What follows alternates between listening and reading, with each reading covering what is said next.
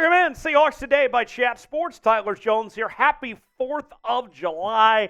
Coming up on today's show, we're going to look at the top 5 USFL players that the Seahawks could potentially sign. As the USFL season ended over the weekend, I got some names that we'll go over coming up in just a matter of moments. Before we do, got a little favor to ask of the 12s today. Need you to share today's show. Click the share button, select the Twitter icon, click post to Twitter, tag me at Tyler Jones Live, and if you do, I will retweet you. And here's what I'm willing to offer for the folks at home today. The first 10 people to share today's show and to follow me on Twitter at Tyler Jones Live, I will follow you back. So if you pat my back, I'll pat your back, and we're going to have a great holiday together. So let's get this show out to as many members of the 12s that we possibly can. That way they can be a part of what we're doing each and every day here on Seahawks Today by Chat Sports. Share the show. We certainly would appreciate it, and we'll get started with this edition of Seahawks Today. So here's what we're going to do. I got 5 names to watch for. And let me preface this before we get too much into this, folks. Of these 5 names, I'm looking at best available, not necessarily about need. And let me explain why we are doing it this way. These guys are on the borderline of making a roster, right? And so this is not necessarily about who's going to start for the Seahawks, but who could compete just to make one of these spots of who's the best out there potentially. So before you cut my throat off, let's just make that very clear before we officially get started. Without further ado, let's begin with Alex McGough, quarterback from the Birmingham Stallions, who helped lead the Stallions to their second straight USFL Championship. And you may remember when he was with the Seattle Seahawks previously, also spent some time with the Jags and the Houston Texans. And this year, McGough was outstanding as he was the MVP of the league, also was the passing touchdowns leader, was the passer rating leader, and completion percentage leader. With 2 championships and MVP to his name, he might make a case for the Pro Football Hall of Fame someday. All kidding aside, let's take a look at his numbers this past year. As you can see, in 10 games played, he was very good with 20 touchdowns and 5 interceptions. So about 2 touchdowns a game with 1,200 yards passing, 67% completion percentage. And we know how the NFL rules are going to work this year, where you get a third emergency quarterback of sorts if you so want. McGough, he's a champion, a 2-time champion.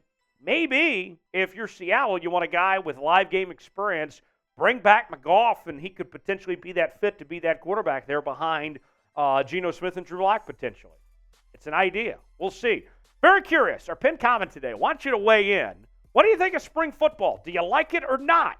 Tell me what you think in the comments section. Type Y for yes, N for no. Just a little survey.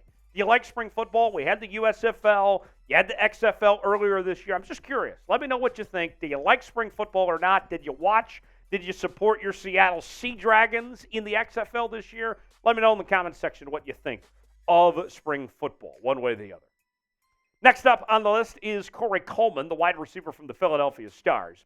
And he was really good with the Baylor Bears in college, and then went on to the National Football League, where he bounced around to several different teams, including the Cleveland Browns, the Buffalo Bills, the Patriots, the Giants, and the Kansas City Chiefs.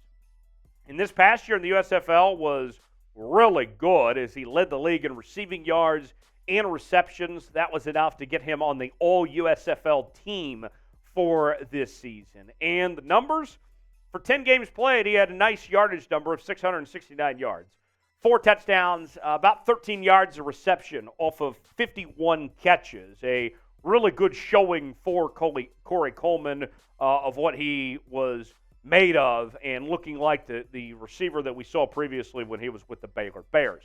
Next on the list, we'll go to Jace Sternberger, the tight end from the champion Birmingham Stallions. Another guy with Seahawks ties, as he was with the organization previously, began with the Green Bay Packers, went to the Washington squad and then the Pittsburgh Steelers. In college, began his career with the Kansas Jayhawks, and under David Beatty and company, and he was solid there. Ended up at Texas A&M, where he had a good finish and was one of the better tight ends in the SEC. And he was a huge factor in the offense there in Birmingham this year, as he not only made the All-USFL team and helped lead the Stallions to their second straight championship, but he also led the league in receiving touchdowns as well. And so this is a guy that is a very good receiving tight end as far as I'm concerned. You look at the numbers here. Nearly 16 yards a reception, 517 yards receiving, seven touchdowns in 33 receptions. Jace Sternberger was really solid. I'd be intrigued to see what he could do potentially to compete in training camp and see if those receiving skills that he showcased in the USFL could translate over to the National Football League for a second shot once again in Seattle. Name a player from the USFL the Seahawks should sign, whether it's somebody we've talked about today, we got a few more names we're going to get to in a moment, or somebody else out there. Let me know in the comments section, name a player that comes to mind that you'd like to see the Seahawks grab up from the United States Football League. Folks, we're talking about your Seattle Seahawks each and every day here on the channel with daily news and rumors. We do our live shows on Wednesdays at 6 p.m. Eastern, 3 p.m. Pacific, and we will have watch parties for each and every game day all season long as we cover the Seattle Seahawks like no one else does here on the internet. So consider this a free subscription to Seahawks Today as our gift to you to celebrate the 4th of July and celebrate America. Subscribe now for free. Turn on notifications so you never miss a moment. We're getting very close to 38.5 thousand subscribers here on the channel. Come on in and stay a while. Join the family. Subscribe now for free today. YouTube.com/Seahawks TV. You'll be glad you did. Next on our list is Mark Thompson, running back from the Houston Gamblers. And I got to tell you, Thompson was fantastic this season, as he was the USFL's Offensive Player of the Year, also the rushing touchdown leader in the league, making the All-USFL team. And NFL experience includes playing for Baltimore, the Jets, the Lions, and the Raiders. I know that the Seahawks are pretty loaded at the running back position, but it still might be worth giving a look to Mark Thompson just to see if that can translate, because these numbers of what he did, the USFL level, I'm telling you, folks, was eye-popping. Nearly 5 yards a reception, 14 touchdowns. And think about this, 14 touchdowns in just 8 games played, okay? 653 yards, 135 carries. Mark Thompson was a dog this year in the USFL. To me, I would love to get him a tryout and just see what exactly he brings to the table if that can translate over to the NFL. Final name on our list is Breeland Speaks. He was very good at Ole Miss, second-round pick by the Kansas City Chiefs. And when he went to the Chiefs, he had problems staying healthy and couldn't get on the football field. Ultimately, slipped up the depth chart and bounced around a couple different teams, including Las Vegas, Dallas, the Giants, and the Buffalo Bills. But this year, with the Michigan Panthers, he not only stayed healthy, but he showed off that skill set that he displayed back when he was at Ole Miss, what he was scouted to be. He finally put it all together as he led the league in sacks and also was on the All-USFL team. 9 sacks total in 10 games, nearly a sack for every game played, along with 6 tackles for loss, 2 forced fumbles in 53 tackles. I was very impressed with Breeland Speaks, and if he can just stay healthy and come over to the National Football League, I would love to see him get a shot and show that talent on display that we know is there. He finally was able to put it together. Now, if he can just stay healthy, watch out. I think Breeland Speaks could be a sneaky good find for a team potentially in the National Football League if he were to get another chance.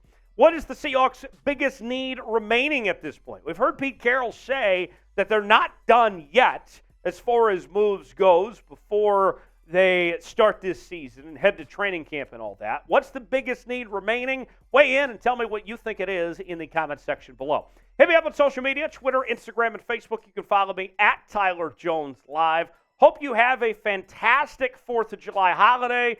Folks, we've been hearing a lot about beer companies these days, but nobody's talking about beer. And as you celebrate this 4th of July, highly encourage you to drink American today. Buy American as we celebrate the greatest country on earth. Don't let anyone tell you otherwise. Have a fantastic Independence Day. I'll crack open a cold one for you and hope you enjoy this 4th of July. Thanks for joining us here on Seahawks Today. Drink up.